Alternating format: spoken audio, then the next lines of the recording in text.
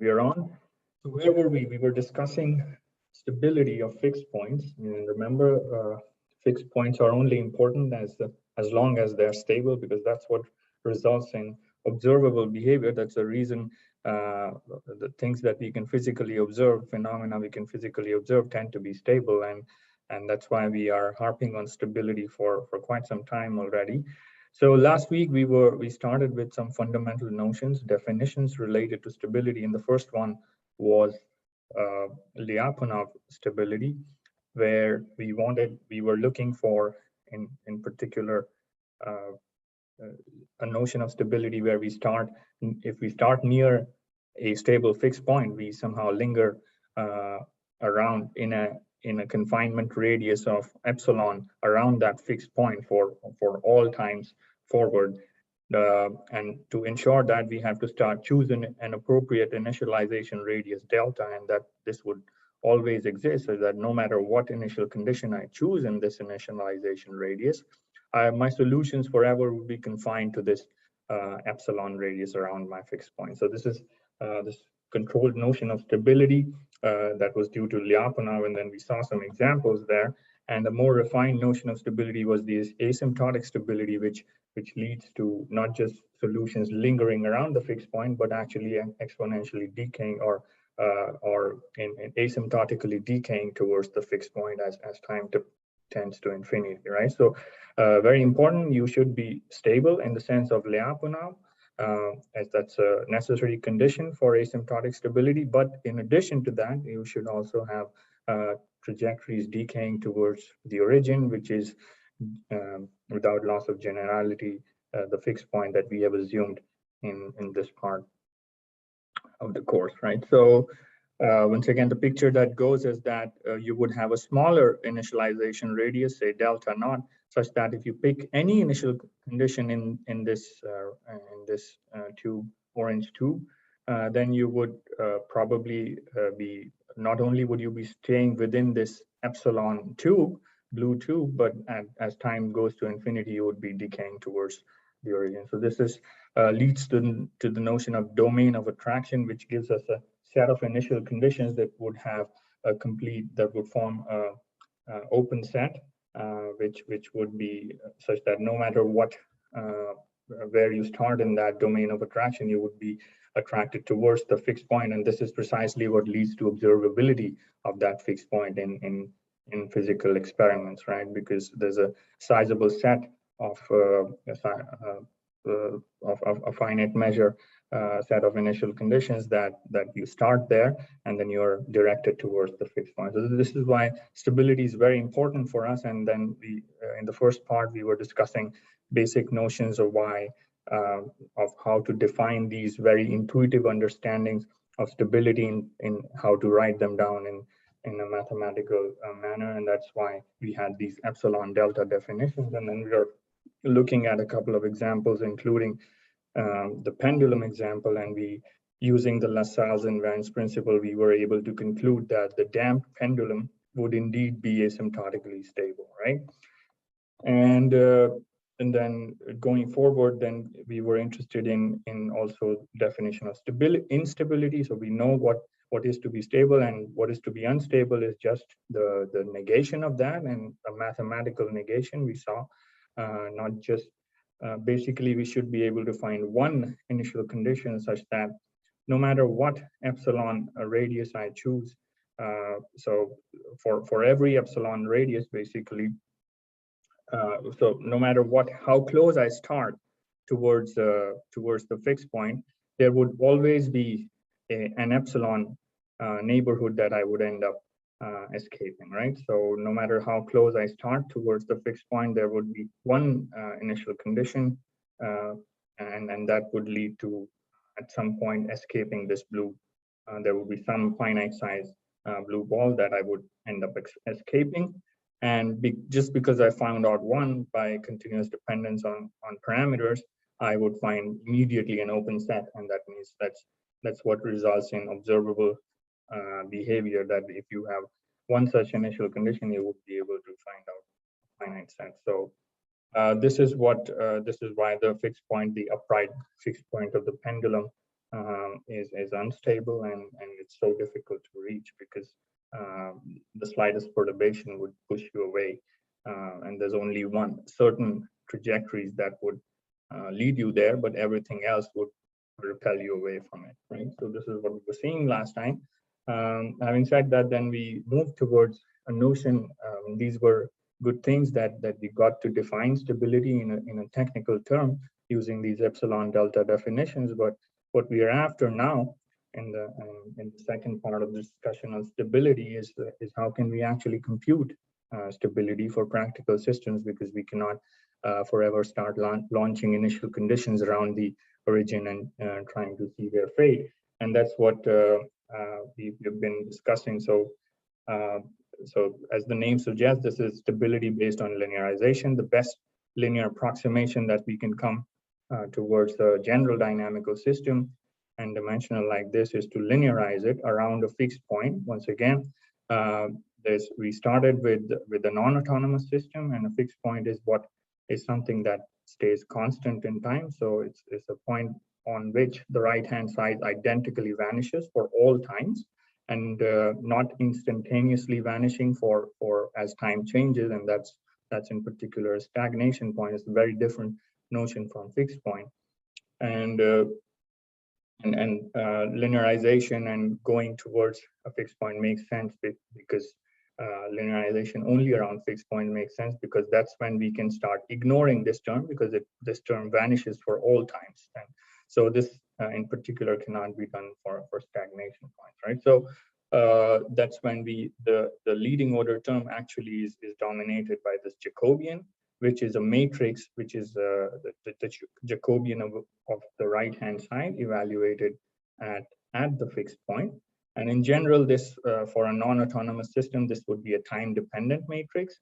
And when we are near the fixed point, this second order term would be very small and could be in principle ignored in comparison to the linear term. That's the only setting where that we are interested in when we are trying to analyze a neighborhood of the fixed point and seeing if we can conclude something about the stability of the origin of this linearized system in a neighborhood of the fixed point T of the nonlinear system. And so first we were reviewing some notions of solutions of this linear system, and then later we'll see, once we have made conclusions about the stability of this stability properties of the origin of this linear system, then how can we transfer or infer something about what the relevance of stability of the point P in the non-linear system would be. So we started off last time also discussing a review of linear systems theory. We know that there were estimates in the first part of the course we made that this system has global existence and uniqueness of solutions. We have superposition principle, as in any linear combination of two solutions, phi 1 up to phi k, two or more solutions is also a solution. And in particular, we know also from linear system theory that there are n linearly independent solutions to this equation. So this is an n-dimensional system, right? So and we can arrange all those n linearly independent solutions, not necessarily unique, because these solutions, of course, can be defined up to a constant, and these can be arranged in the form of a matrix which we call as the fundamental matrix of solutions, right? Psi. This is what we were discussing last time, and we know that there was this important result that these fundamental matrix of solutions, we want these have vectors, or these linearly independent solutions. They are not independent just at one particular time, but for all times. And there was this result due to Abel that lets us prove that, because once we are able to establish linear independence at a given time, say t naught, then the Wronskian would always be non-zero at every time, because and this is something that can be directly evaluated using the trace of the right-hand side, right? So this was again a very powerful result that guarantees linear independence for all times as soon as you have checked linear independence at a given time instant, right?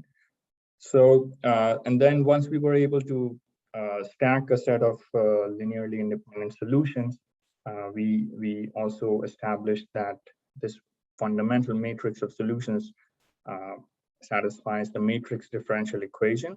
So here, C capital psi is a matrix here, which is representing the same differential equation, which was originally a vector. So we have taken each of the individual n linearly independent solutions and stacked them together to form a matrix differential equation, which the fundamental matrix of solutions must satisfy.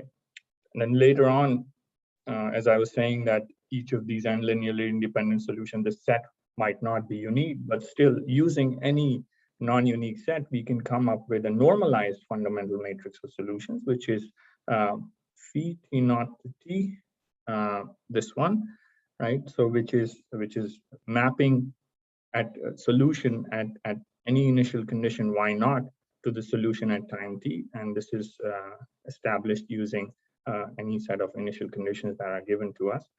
Was again something that we were discussing last time, and then at this point we had to give up the level of generality that A matrix, the linear system, is in general non-autonomous, and unfortunately we cannot solve such non-autonomous systems. So what we have to then go towards, there were already these useful conclusions we can still make at non-autonomous level, but in order to say further about stability properties, we must restrict our discussion to autonomous linear systems, where A is a constant coefficient matrix, right? So so we were first looking at one way to get an explicit solution for the system, knowing from our a scalar counterpart of this differential equation can directly be solved using an exponential. So we also know that a matrix exponential in this case is a solution to the matrix differential or the vectorized differential equation that we see here. And indeed, we were checking that this is a solution using the knowledge that the matrix, the exponential is an analytic function which has an expansion like this. And the way we define the matrix exponential is using by substituting that matrix as an argument of the exponential, right? So this is the exponential expansion, and then the way we were checking if phi of t, which is now the fundamental matrix of solutions, you simply replace t naught by 0, because now we are in the autonomous setting. So basically the initial time does not matter. The evolution is independent of time. So phi of t is now the fundamental matrix of solution at any time. And we substituted it into the matrix differential equation, which we saw earlier here, right? To verify that this is indeed a solution, and using this, this was a straightforward algebraic manipulation, which led us to conclude that indeed this is a solution. And this was this side note that I was mentioning last time, that we might be tempted, just like in the scalar case, we have a time-dependent A scalar, then we end up concluding that the exponential of integral t naught to t a of s ds is a solution. In the scalar case, we might be tempted to conclude that this also holds in the matrix case, and this is in fact not true. And I don't wanted to make that point, and this is where we stopped last time. So I would like to continue this discussion further, unless there are questions. I've got one question on the assumptions on this matrix A of t. I think we stated that it's only in C0, but doesn't have to be in C1. Actually, if we say that the solutions of that system are in C1, and also to be able to write, the derivative there. So you're talking about here? Yes, exactly. Because I think I remember like Picard's theorem or something, where it says, okay, we get only continuity in our solutions according to continuity of our right hand side. And I think for A in C1 and C0, we like the whole right hand side is not in C1, right? If you differentiate it with respect to t, you would run into problems when you start differentiating A with respect to t. Yes, you're right. So I think for the purposes of this discussion, let's take two. I will change this. So if we start differentiating our right hand side, then we'll in order to at least verify the solutions, then this would result this would result in a problem. So yeah, thanks for that correction. Yeah. Sure.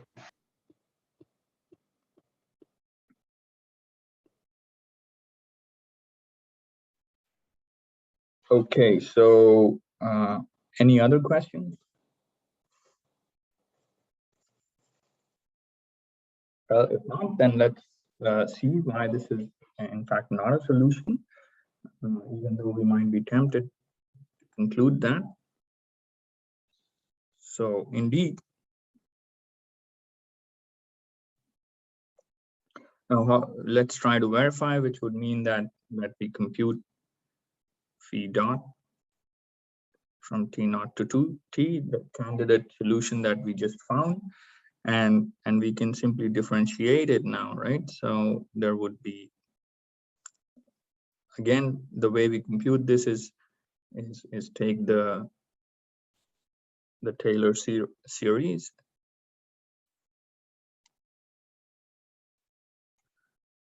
and then I have to take the time derivative of this part, right? So the argument, which would be now an integral from t naught to t e to the I'm sorry, it should not be.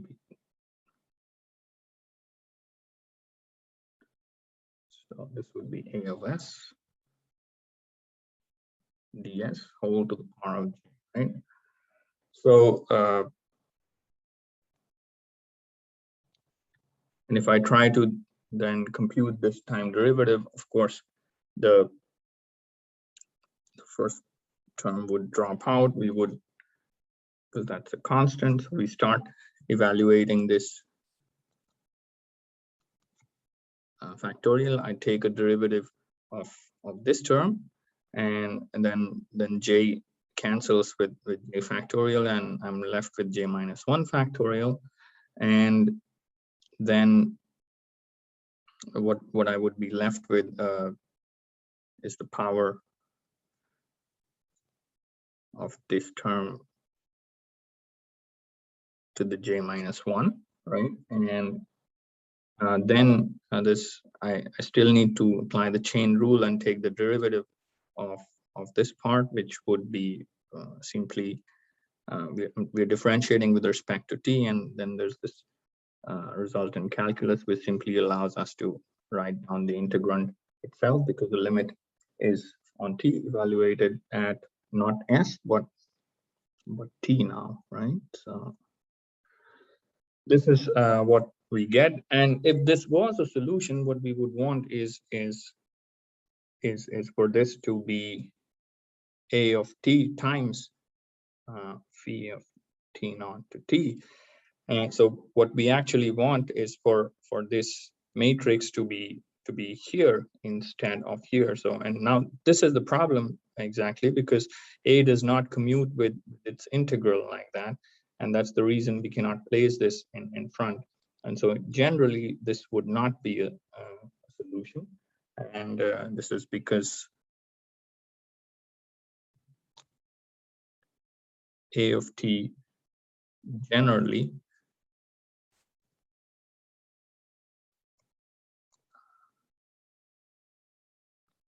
does not commute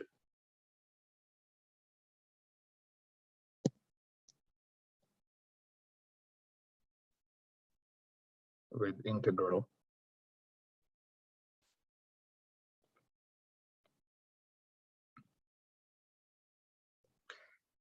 a of SDS, right? So having said that, I mean, if there are cases when you are able to commute, I mean, as was the case, I mean, initially we were able to commute A with any of its powers. That's the reason we could move it here, and we were able to claim that this is a solution. If there arises a case in which you're able to commute these two matrices, then indeed this would be a solution. And the simple case is when A is a scalar, right? That's when we know that this is indeed a candidate solution. In the scalar case, we are able to commute these two functions, and that's why we are able to say that these are solutions. So simple exceptions to this, just for the record.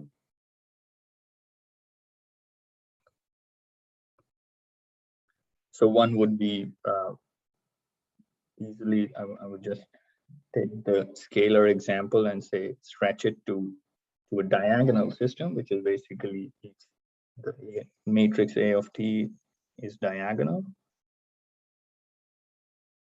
And then each of these are n decoupled equations that you could solve independently, and then in that case you would be able to declare victory. So these are n decoupled set of scalar ODEs. Okay. And there's another case which is a bit more interesting, which is when n is actually equal to 2, or n is equal to 2, and A is a skew symmetric matrix. So A of t is, say, omega of t, skew symmetric matrix. So the diagonal should be 0. So omega of t of diagonal and minus omega of t. So in this case, where it is skew symmetric,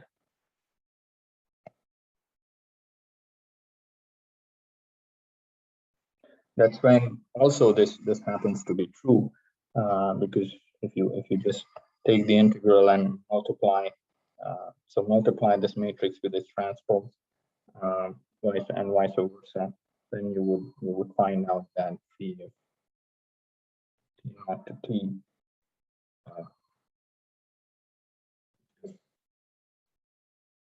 the normalized fundamental matrix of solution is simply given by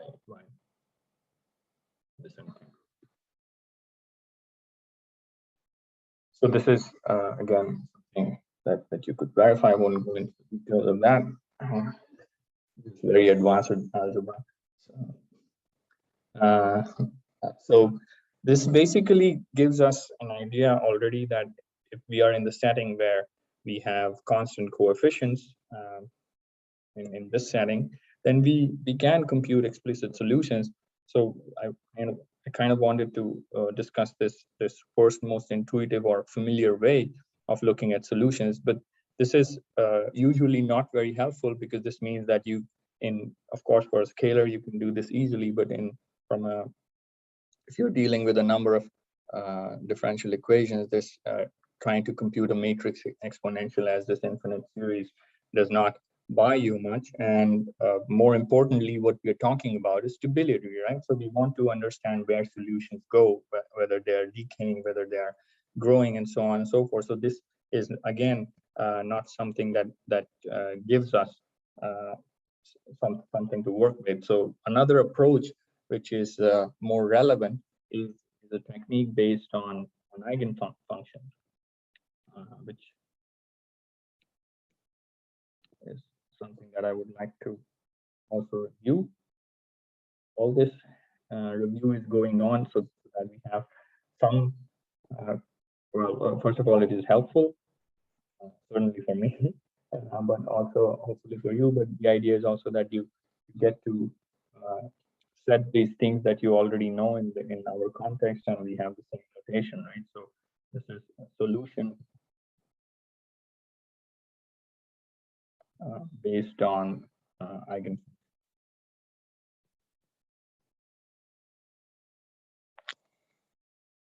So that we don't have to compute this formal series expansion.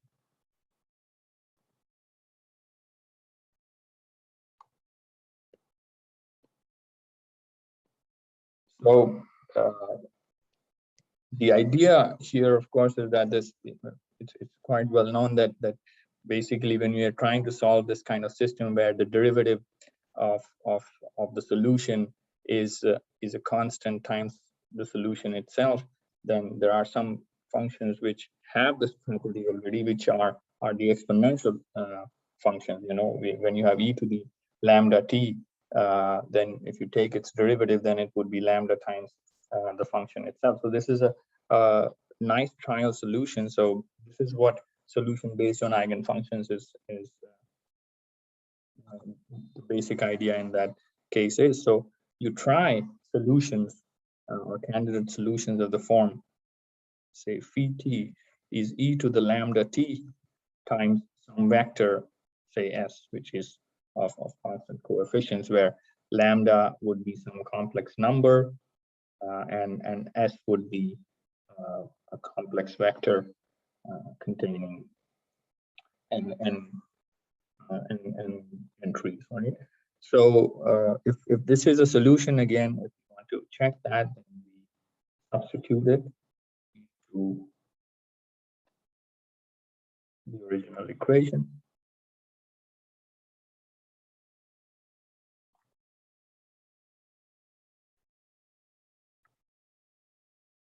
So what we would get is so lambda, if I take the time derivative of phi of t, then I would e to the lambda lambda times e to the lambda t s is equal to a e to the lambda t.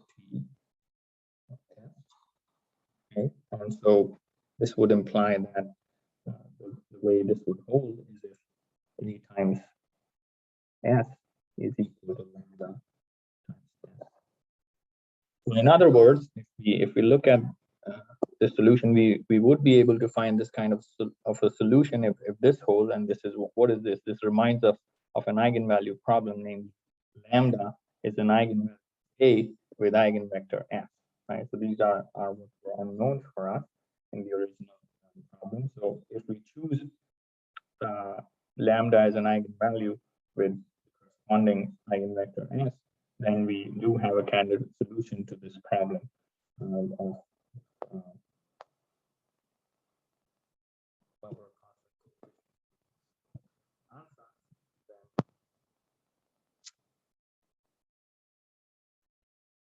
actually works. And lambda is eigenvalue a, and s is an eigenvector.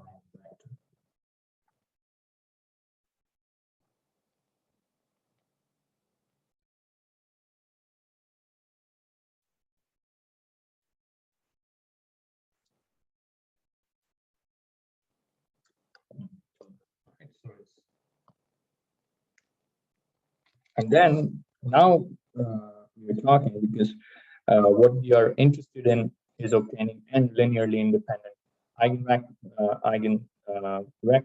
and if we can get that n eigenvalues and n eigenvectors, then we've already sort of.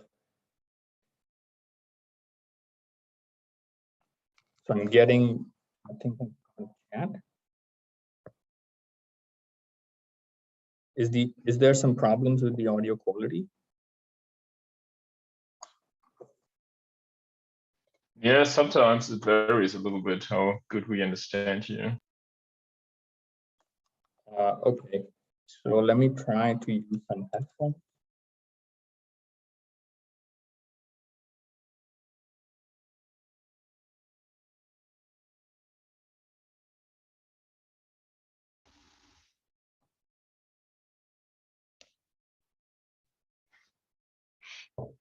Okay, is this helpful?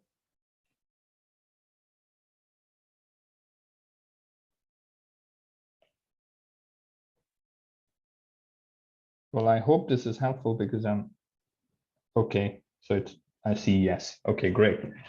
And hopefully, I'm sorry in case this was inconvenient. So where were we? So yes, we were discussing that once we have one of these solutions, then if we find out n such solutions which are linearly independent from each other, then basically we have a fundamental matrix of solutions, right? So, and that's what we would be after. So let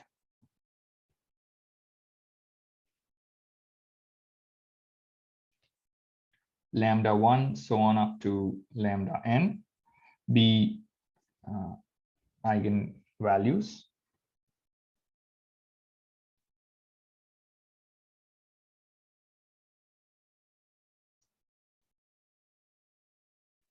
of the n by n matrix A.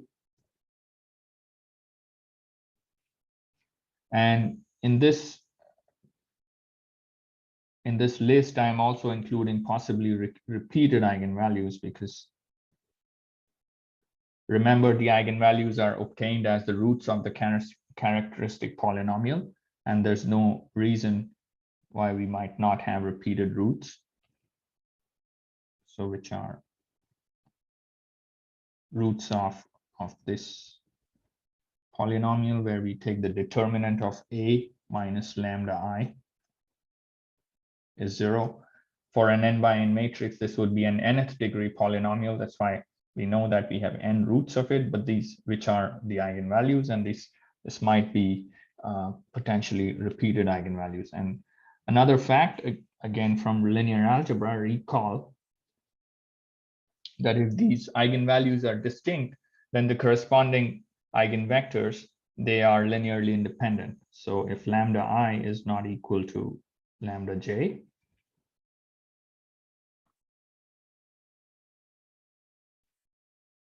which is no repeated roots,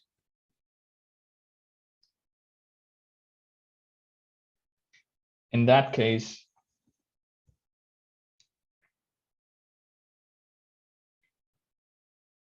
we have n linearly independent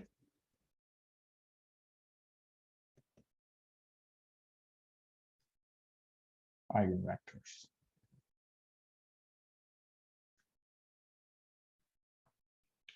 And so this is good news, right? Because remember, our trial solution was of this form, and the way it varies in time is just by the scalar amplification of the eigenvector, right? So if eigenvectors are linearly independent to begin with, and we found n such eigenvectors, then we know that for all times, these trial solutions would be linearly independent.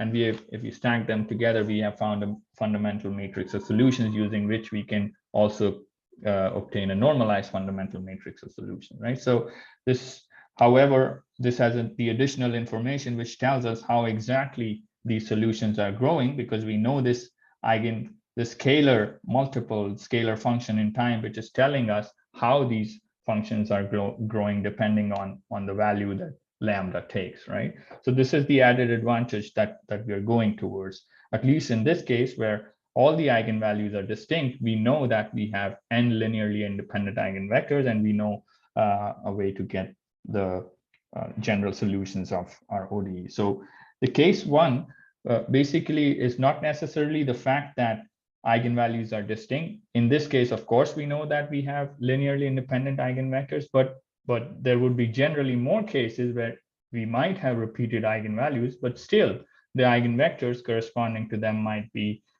distinct. So, and there's a special name for such matrices which have a full set of eigenvectors. Of course, would be the case when we have all eigenvalues are distinct, but also, more generally, these are known as semi-simple matrices, right? So the case one for A is when A is semi-simple. Use the proper color here.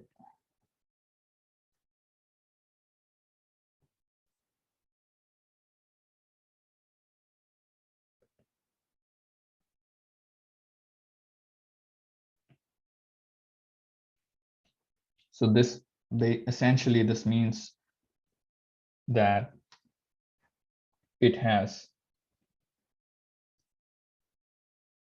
n linearly independent eigenvectors.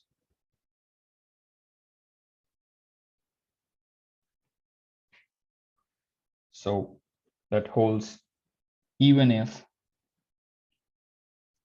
eigenvalues are repeated.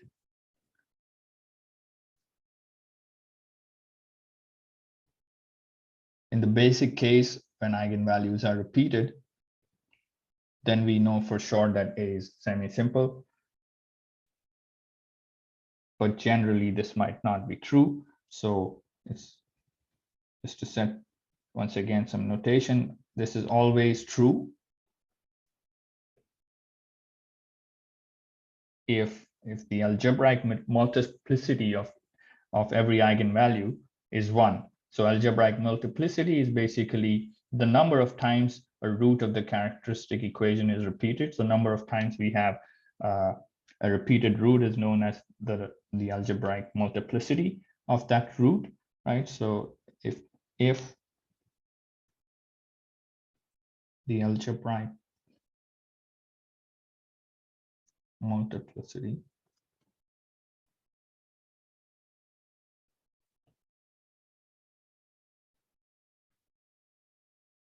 say AK of lambda K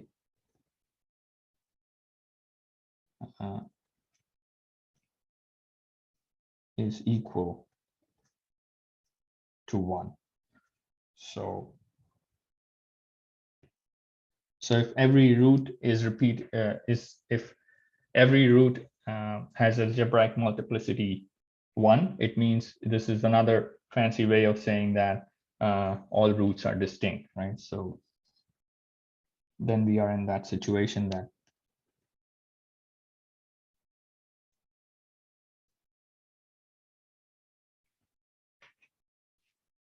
we have a full set of eigenvectors. But also, this is the basic case. This may be true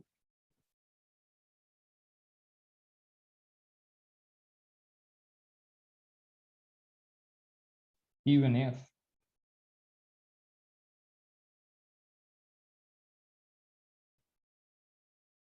AK is greater than 1, right?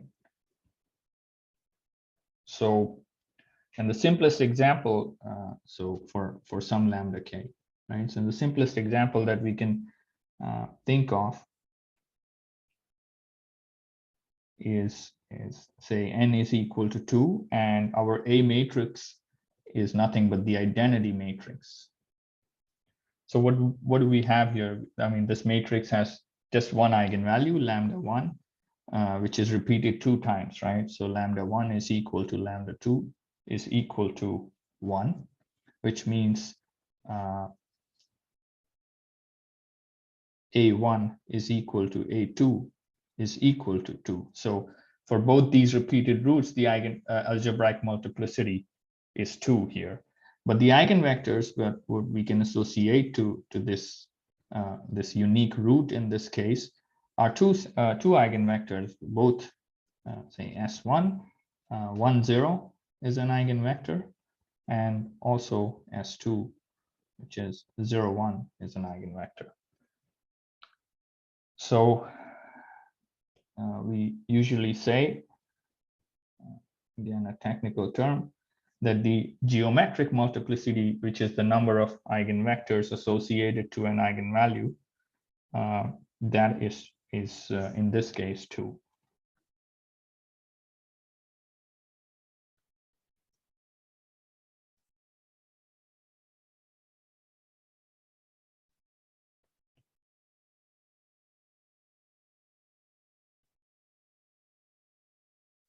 So G1 of lambda 1 is 2. So G1 is equal to G2 is equal to 2.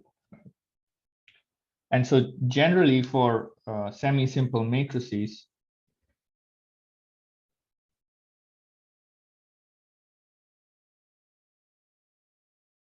for a semi-simple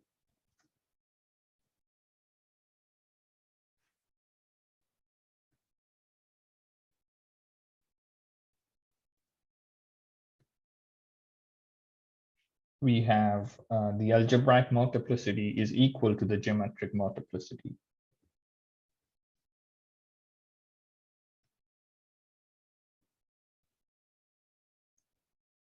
For each of the eigenvalues.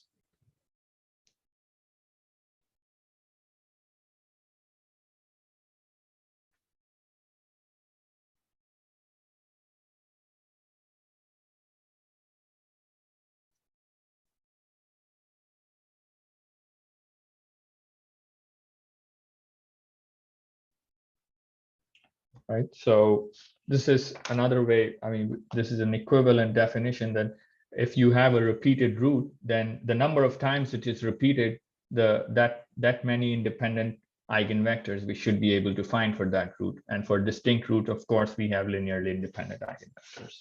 So this is another way of saying that if we have for every eigenvalue, the geometric multiplicity is equal to the algebraic multiplicity, then A is semi-simple. So it's another way of saying that we have a full set of eigenvectors. So what would be a counterexample to this? So aside. So let's say A is now again a 2 by 2 matrix, but this time we've added a 1 here. And so if we are trying to write down the characteristic equation, which is the determinant of lambda I minus A, right? So what, or A minus lambda I, then what we would get here is basically 1 minus lambda. And if we take the determinant again, this would cancel out, and you would get the same characteristic equation that you would have obtained in the case where A was identity, right? So the characteristic equation is just 1 minus lambda square equals to 0. And we have again repeated root lambda 1. Lambda 1 is equal to lambda 2 is equal to 1. And their algebraic multiplicity is 2. So A1 equal to A2 is equal to 2, right? So, and if we now try to solve for eigenvector here,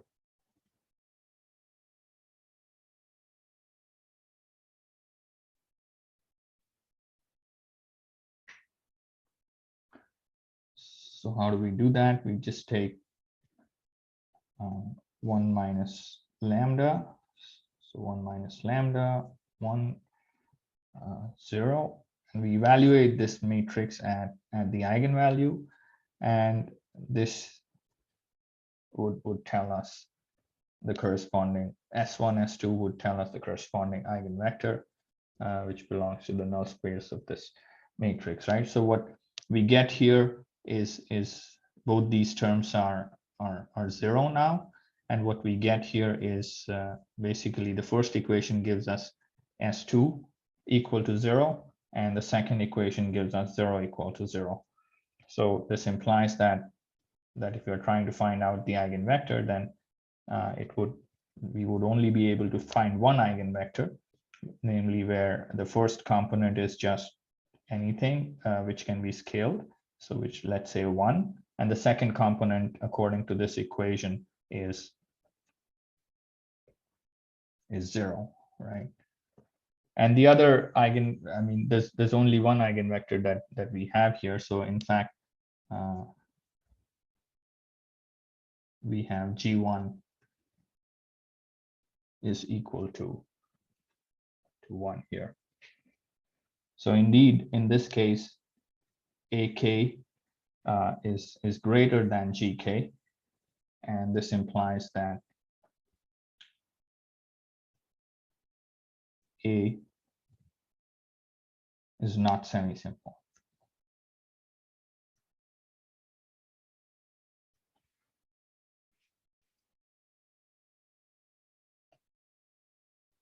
So this is just an aside.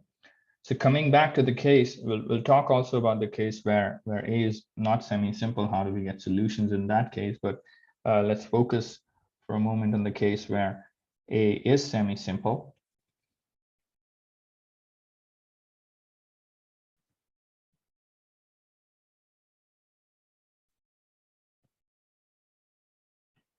this implies we can directly write down the general solution as, say, phi of t as a linear combination of the eigenfunctions. So j is 1 to n, ci, these are constants, lambda j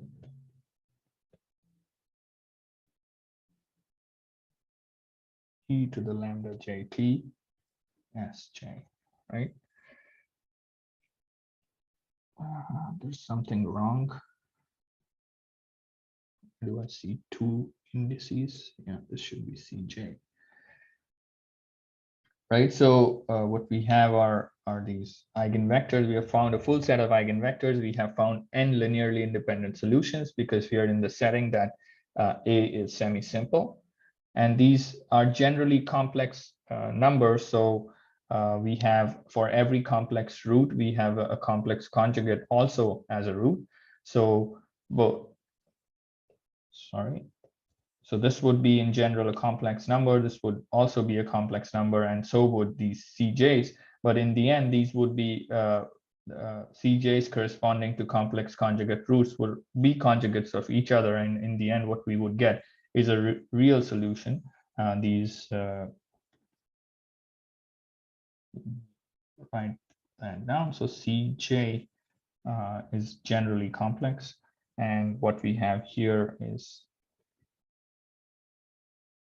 such that these combine such that the conjugates result in the imaginary parts canceling each other. And what we are left with is just the real solution. What we can also write this as is Ci times, which is a constant, exponential, the real part of lambda jt, because we can break this this eigenvalue into its real and imaginary parts, times exponential of imaginary part of lambda jt. And what the interesting part now is that the growth of this solution, we see that Ci is a constant, Sj is a constant, this is the eigenvector.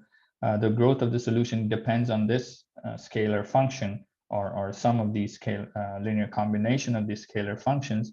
Once we split it like this, we know already that this part, an exponential of I times any number of t, this is something that does not end up changing the magnitude of the vector, only the direction. This is kind of responsible for the terms like sine and cosine in our solution.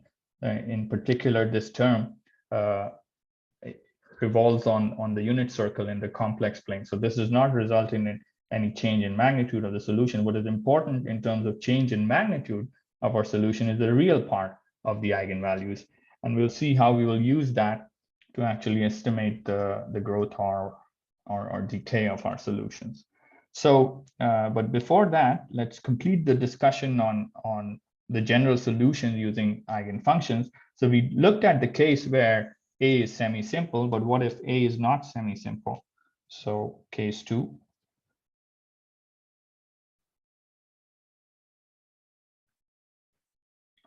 If A is not semi-simple,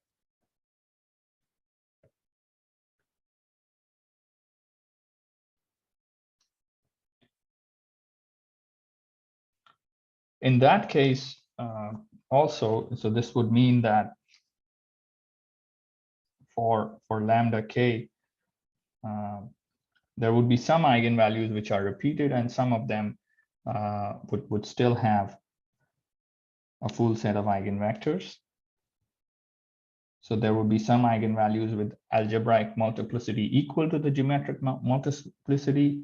It means that there exists for an eigenvalue lambda k, which is repeated ak times, but still has gk, ak equal to gk number of linearly independent eigenvectors. So there exists ak linearly independent solutions.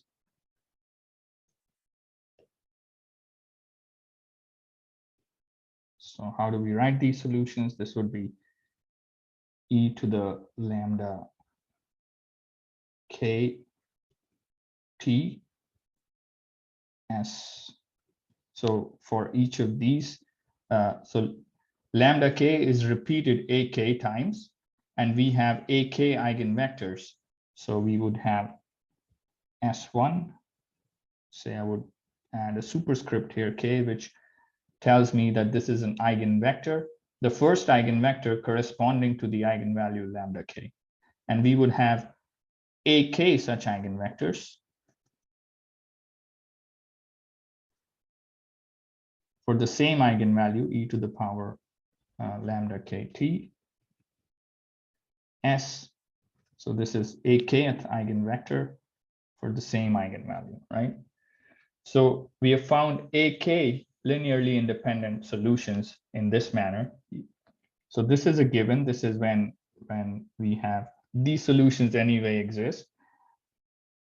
But more importantly, if we have lambda j, say, with the algebraic multiplicity greater than the geometric multiplicity,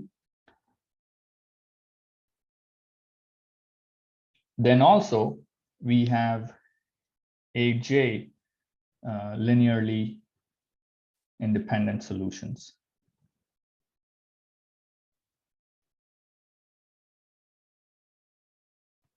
And the way these solutions are written are not as we saw here, but so there would of course be at least one eigenvector associated to lambda j, which is repeated aj times.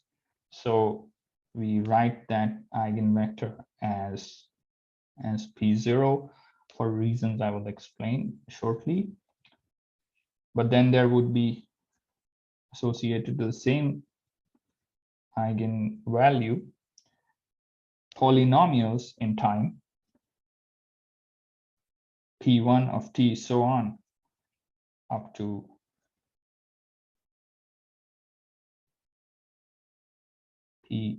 paj minus 1 of t. So this would be sort of, so these are vector polynomials, which, so the general form of solutions would be like this, where these are linearly independent. And just to complete the thought, so here a PL of t is a polynomial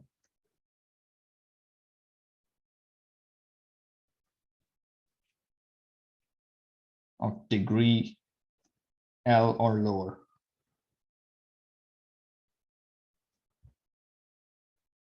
Right, so the reason I said this is basically of degree 0, so this is a constant term, and this is nothing but the eigenvector associated to the eigenvalue lambda j.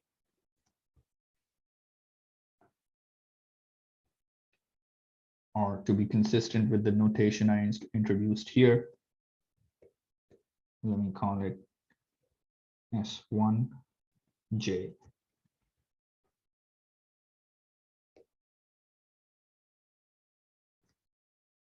Okay. Maybe you can't see it, but I wrote it down. So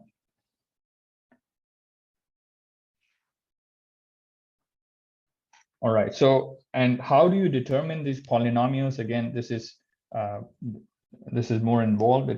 I think it involves going in, and it's just something that needs to be done on a case-by-case basis. This would be so each of these, but the main idea that we want to carry through for the purposes of the analysis that we are going to perform now is that even in this case, when we have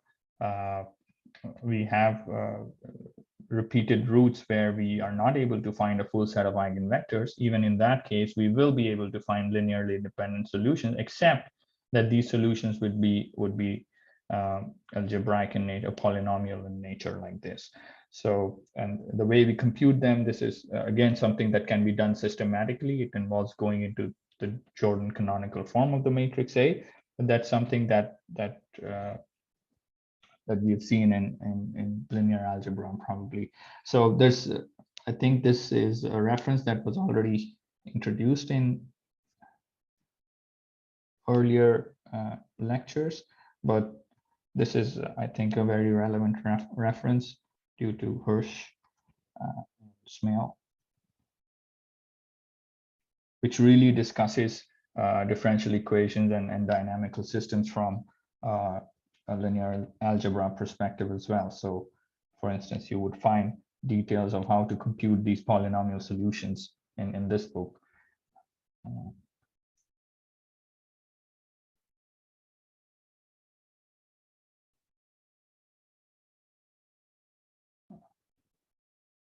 And so this is the title of the book.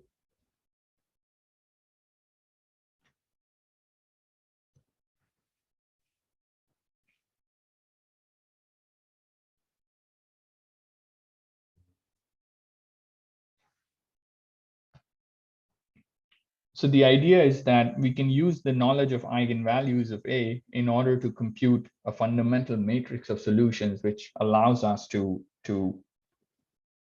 estimate whether solutions are growing or decaying. And we'll use this information to predict or make conclusions about the stability of the fixed point of the linear system with autonomous linear system. So finally, we have enough material to do that.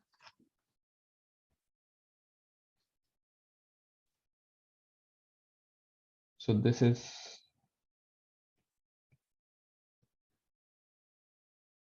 about stability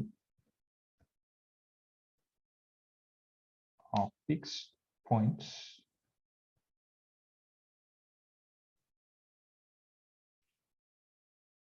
of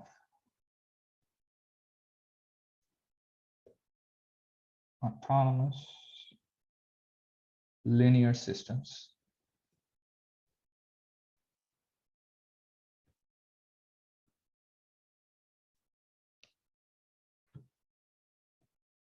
So once again, we are in the setting y dot is ay, and y is in Rn.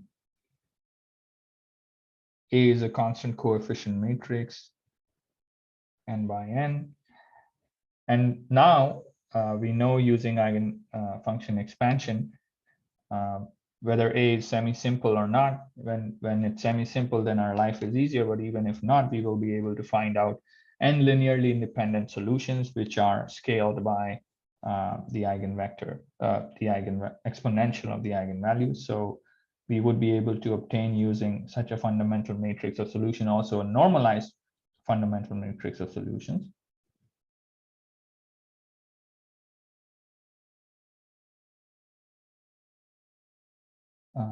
And we call that capital Phi T,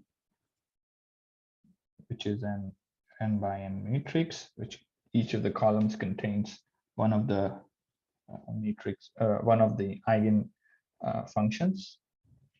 And this is nothing but instead of getting our series expansion, we have found this function using eigenvector expansion, right?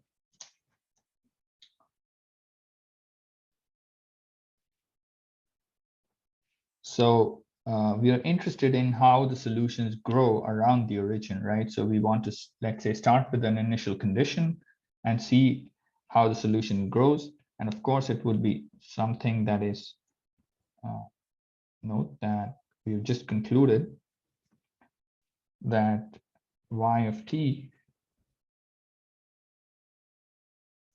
this is a normalized fundamental matrix of solution. So it maps initial conditions, say y0, to final positions yt. And we are interested in estimating this. So we are interested in the norm of the solution. And what we know then, once we have this operator phi defined, there would be an associated operator norm. which would be a scalar function, and we can, so this again a linear operator who's known, we can compute. We'll talk more about that. So this is precisely the kind of number that we are interested in. And what this contains, this matrix contains, is basically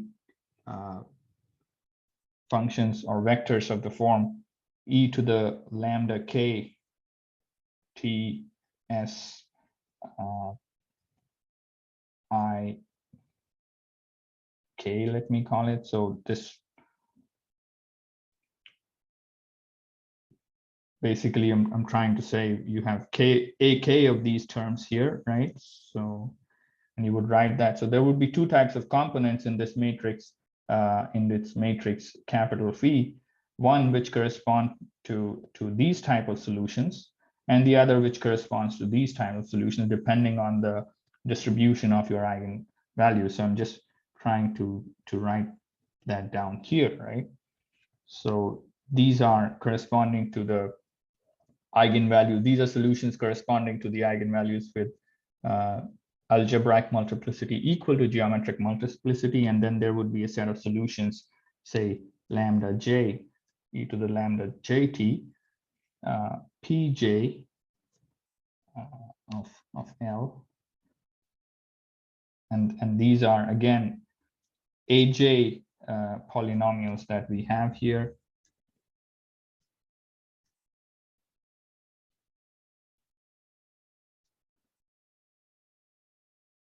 And now what we are interested in is something that you can probably imagine, the way these the way this norm would grow is in some linear combination of these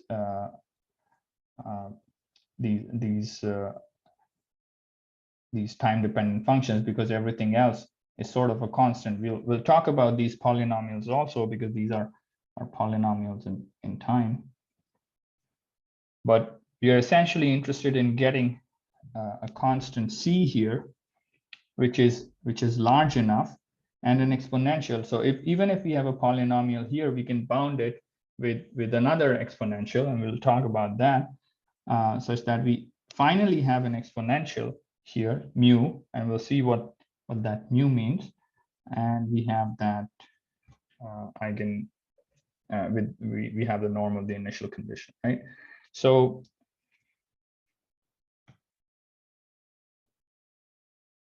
where c is a constant which is large enough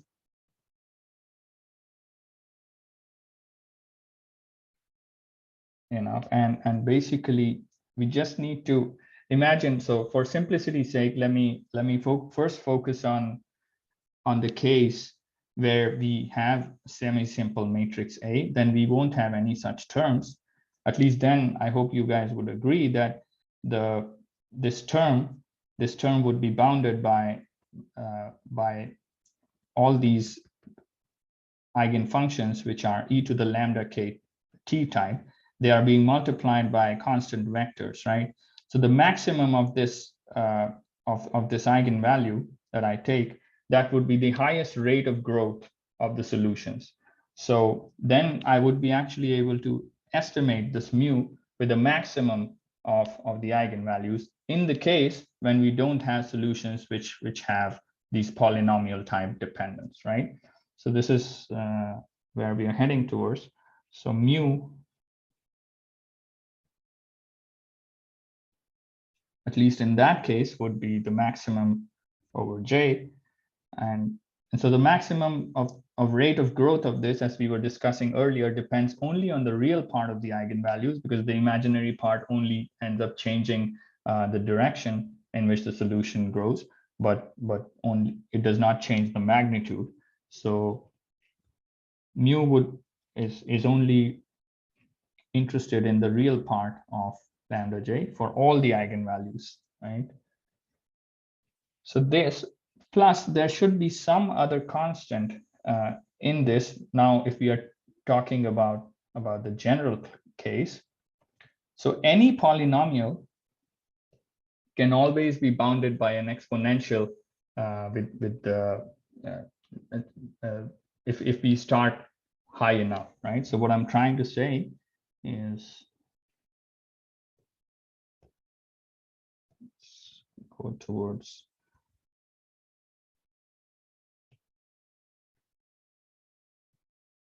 okay, that is not straight enough. Let's see how many try. Okay. So let's write y here. And so what we are looking at, say, our solutions, how solutions grow in time. So we say one of these solutions, which is multiplied by these polynomials,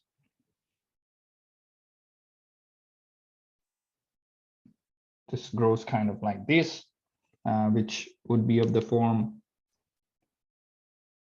t to the L times e to the real part of lambda jt. This is how a typical solution would grow, and which is associated to this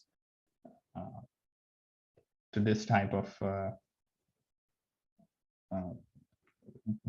eigenvalue, right? So it will be 0 initially. What we are trying to do is find a large enough constant c such that I'm able to bound all possible solutions like this. And so we start at a much higher value, say, so this is what we are interested in. Not at that rate, but at a slightly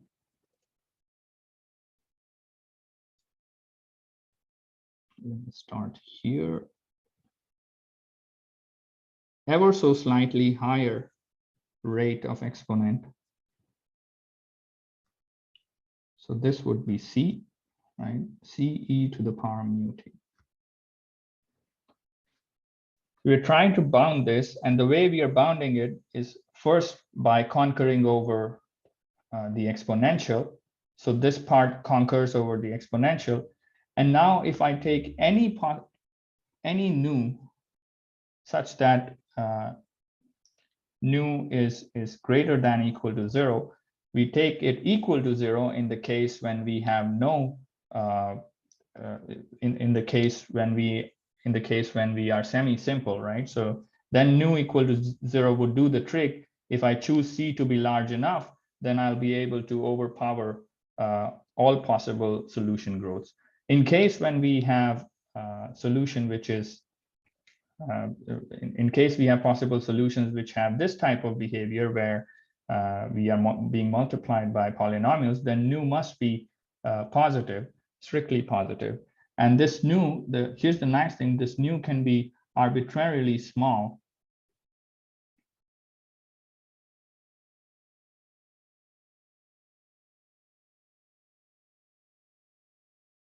As long as c is large enough.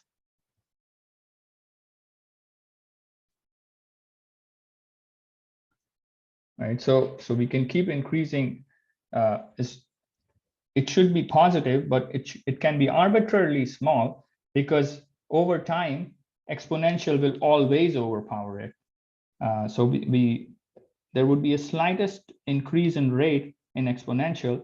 It might be the case that you pick up a little bit slowly in the beginning, but then you would always overpower it. So we have to just make sure. In general, this would be a curve like this, which might pick up slowly in the beginning, but eventually it would always overpower. Why? Because exponential is if you remember, it's an analytic function which has also all polynomials in time in it, right? So it has all powers of all polynomials. So certainly there is a power that is greater than L in that exponential as well. So all we need to make sure is to make the starting point higher. So is to that is to choose a c which is large enough, right?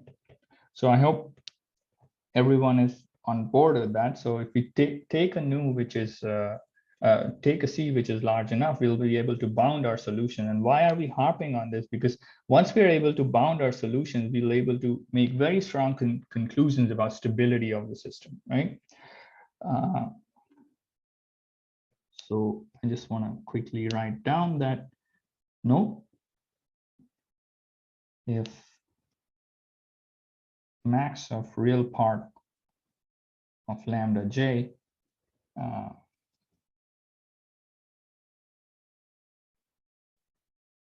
corresponds to a semi-simple eigenvalue, that is aj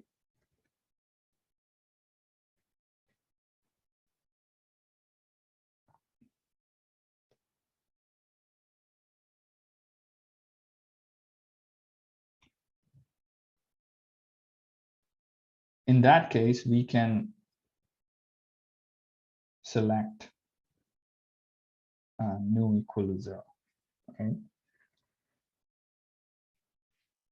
In general, of course, there would be all sorts of solutions, which not this one, but also say another solution, which this would correspond to e to the real part of lambda k t, and this would start at 1. Right, so you would have a linear combinations of solutions of this form, a solution of this form and this form, and we want to have a growth rate which is where we have chosen C such that we are able to bound all such possible growths, right? So here's the weighted result. Once we have done that, we can write down a result, which is basically, now I can bound my solutions, right? So I know that if I take an initial condition small enough, I would always be able to ensure that what is the growth rate. And in particular, if we have the real parts of lambda case negative, strictly negative for every k, in that case, it turns out that the origin is asymptotically stable.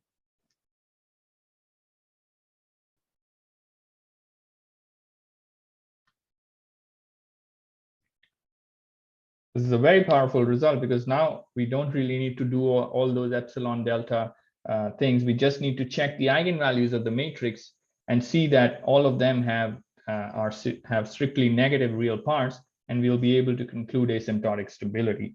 The proof, I mean, we can quickly go through the proof of this as well, and that's where we will be using the definition of asymptotic stability. First of all, we require it to be stable in the sense of Lyapunov, which means that for every epsilon, which is the confinement radius in which we want our solutions to belong, and for every T naught, and T naught can be 0 in this case because we are in the autonomous setting, there must be an initialization radius delta such that if I pick any initial condition in this delta radius,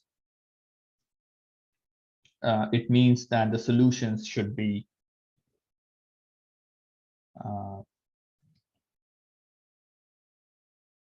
inside the confinement radius epsilon, right? For all times t greater than t naught. And so here we will simply choose t naught is 0.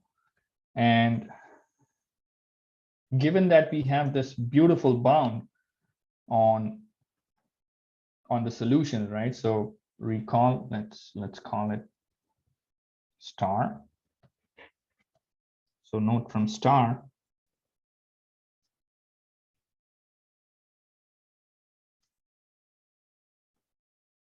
we have already that y of t in general, there is a constant c which is large enough, e to the power mu t. This is another exponential that we have determined.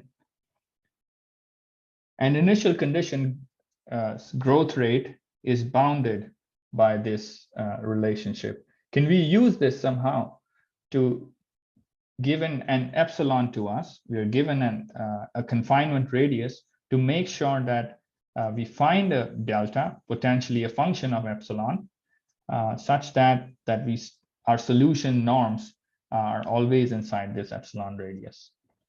And what we're assuming is that the real parts of lambda case are all strictly negative.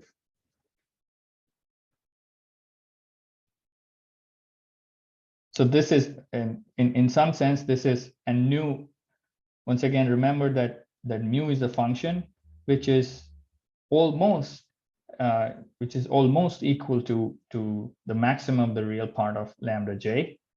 And there is a slightest bit of tweaking to that value, depending on if we are in the non-semi-simple case, so that we have still, so this would be a number that we can make sure that it is still negative, strictly negative, right? So we can choose a nu such that this mu is still strictly negative, depending on, because we have the freedom to choose C as well, this can be large enough. So what we can essentially get is that this, if the real part of, if this exponent is strictly negative, then what we know is that this solution would always be decaying in norm in comparison to y naught. Modulo, there is a factor here. So if you're given that this should always be of the size epsilon, then what should be the size of y naught such that my resulting solution is epsilon big? So I would appreciate any guesses in the chat. What should I choose epsilon to be as a function, delta to be my initial radius, to be potentially depending on epsilon, such that I get my solution to be bounded within epsilon radius? We know this bound is a very strong bound.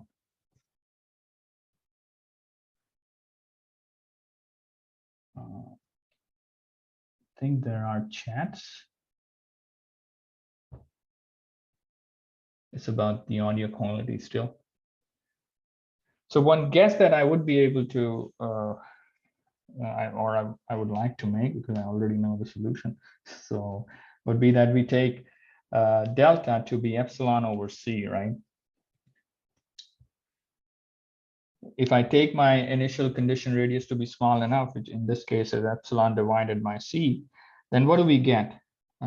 Look, y of t would be bounded by C e to the mu t times y naught. Now y naught is always contained in this epsilon radius. We're starting in this epsilon, in this delta radius. So this means that this would be necessarily less than equal to epsilon divided by C, right? Given an epsilon, I chose a delta such that it is epsilon over C. And now C cancels, and what we are left with is e to the mu t times epsilon. And now this is where I was saying that basically we can choose our nu, which is so small. We choose our nu so small such that this number, this whole number is still negative, right? And as if we can assume that this number is negative, then this entire growth rate would be less than equal to epsilon, right? So this would be less than equal to epsilon times 1, and this is assumed. So, or actually not assume, but choose nu small enough.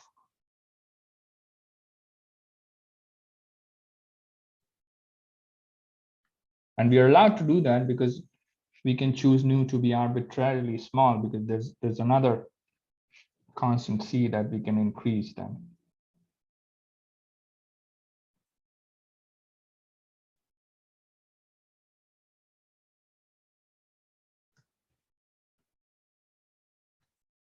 So in that case, for all t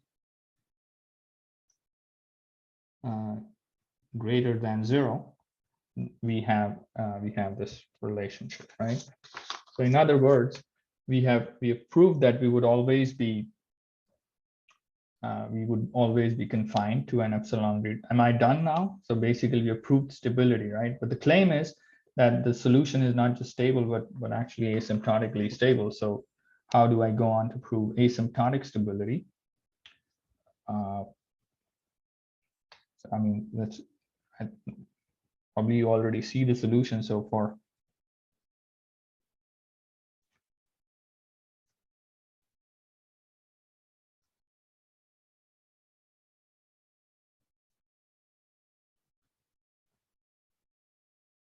What we have then is we use the same relationship. Now the normal solutions should not just be confined to an epsilon radius, but they must be decaying as asymptotically towards the origin. So this is less than or equal to C e to the mu t, and again, mu is something that is strictly negative, thanks to the choice that we have in nu to make it arbitrarily small. And so this would actually tend to 0 as t tends to infinity. And this is what we precisely needed for asymptotic stability, right? So this actually holds in our case just because of that norm. So mu is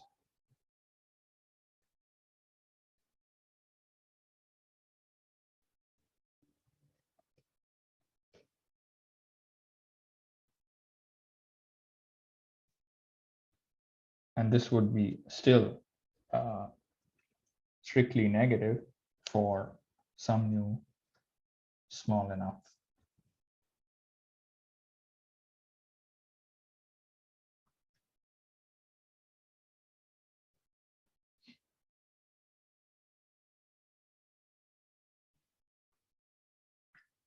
So once again, the first part gave us stability.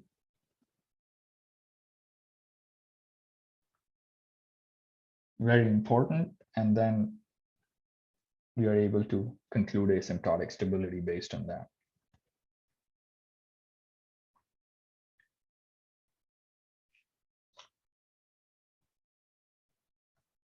The second part is of this statement. This is of this theorem, is that what if we are not in the lucky case that all the real parts are strictly negative of the eigenvalues, but they are less than or equal to 0. But also for the case when we have these equal to 0 roots, these corresponds to roots with the full set of eigenvectors. So for every lambda k, we have real part of lambda k is equal to 0. We have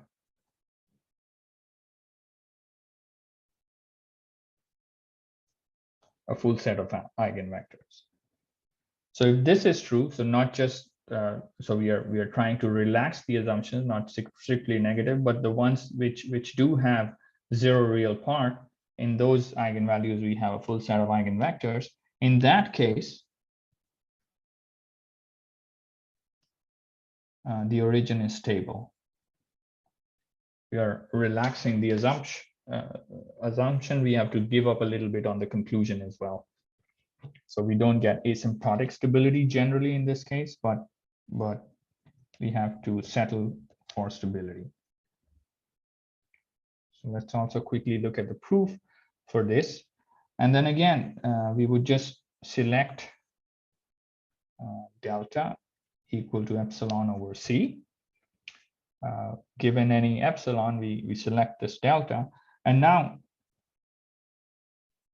note, once again, so mu is equal to the max of over j, real part of lambda j plus nu.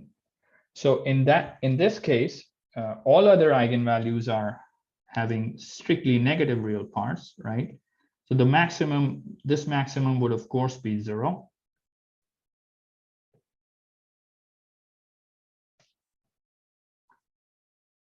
But also we are allowed to now choose nu to be 0. Why? That is because all the eigenvalues which have 0 real part, their associated eigenvectors are in the semi-simple regime. So we are in the semi-simple regime here.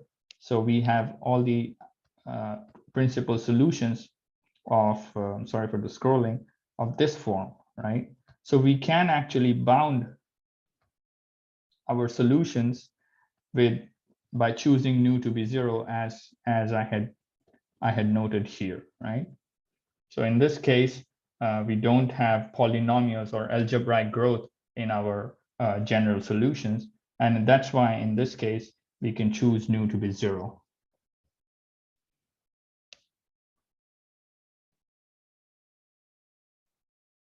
And now, once again, the drill is same. General solutions would be C e to the mu t y naught. And we are saved by the fact that we don't have any polynomial growth. That's why we end up being stable. So this would be precisely equal to 1 now. So in fact, not less than equal to 1, we could write this as equal to 1. C times modulus of y naught. And now the maximum value that y naught can take is within this delta radius. That's the initialization radius, that is equal to C times epsilon over C, which is equal to epsilon, right? So this is how basically we're able to then conclude stability. However, if you're trying to find, see if this is asymptotically stable, you will realize then very quickly that that's not the case, because this condition does not hold anymore. C is e to the mu t is not tending towards 0 as t tends to infinity. It's in fact just 1, right? Because nu is 0. And I see already that we are kind of out of time, but I quickly wanted to focus on one final statement of this theorem, which is assume. We've talked about stability, but there's also assume that there's just one eigenvalue where we have real part strictly positive, and that is already sufficient that to conclude instability of the fixed point.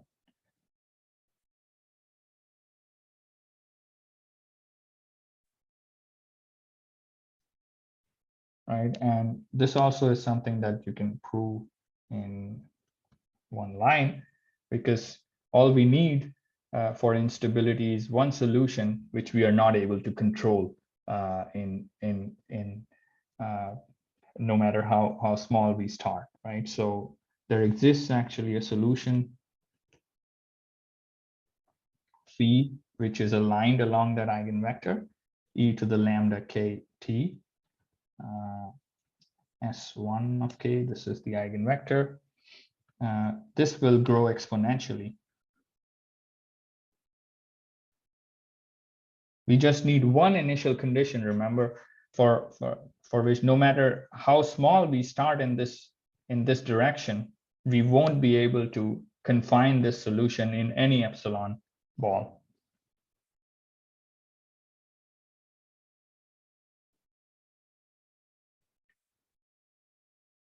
So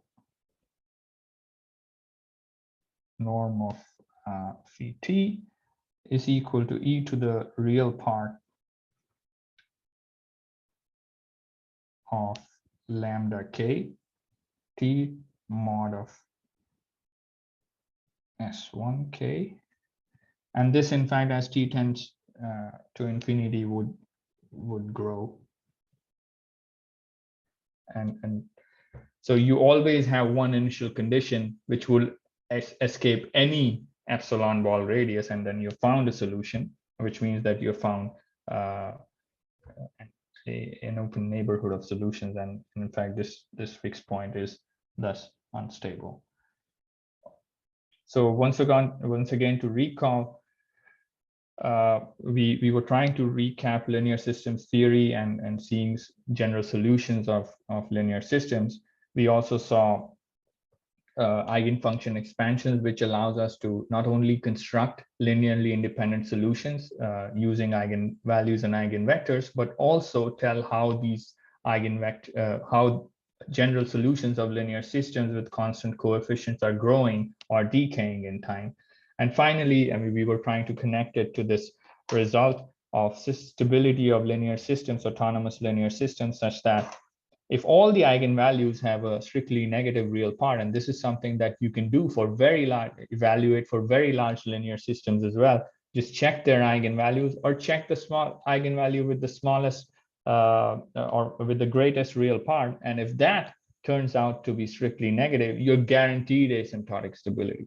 The second part of the theorem, and if all of them, if you're not able to get, say, all of them to be strictly negative, but all of them are strictly non-negative, non-positive, in that case, and also we know that we have geometric multiplicity equal to algebraic multiplicity for the eigenvalues with zero real part, then we still can guarantee stability of the system. And all we need to do in order to conclude if a linear system is unstable is just find out one eigenvalue which has a positive real part. These are very powerful results which we are able to prove based on the definitions, the technical notions we developed about stability and instability. But also these results are very important because they allow a lot of numerical work to conclude stability of linear systems. So in the next lecture, which would be tomorrow, and I promise that Professor Haller would be taking over from there, we'll be seeing how these results actually relate to stability of fixed points in nonlinear systems. Because remember, all this discussion, or this is merely review that I was doing of linear systems, which you guys already know. But the reason we are doing this is to make conclusions about the stability of fixed points of nonlinear systems. And that's what is important. And we'll see that some of these conclusions can actually be carried forward to nonlinear systems, again, in the neighborhood of a fixed point, not everywhere, but this is something that's the goal of the that's one of the goals of the course, right? To make conclusions about the nonlinear systems. So thanks a lot once again for your patience and bearing through these lectures. And if there are any questions, I would be staying on. And I think there are some questions in the chat.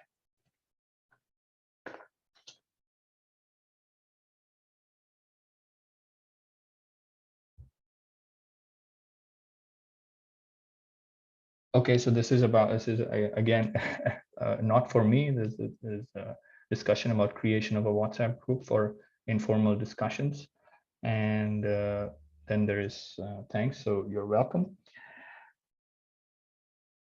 So I suppose, I mean, this was all basic material for most of you, so I don't expect too many questions here. But I hope this is useful, at least to some extent. And tomorrow, basically, you'll be seeing how this all connects to stability of nonlinear systems. And I hope you enjoy the lecture so far, and I'm sure you will be enjoying the coming lectures as well. So thanks a lot.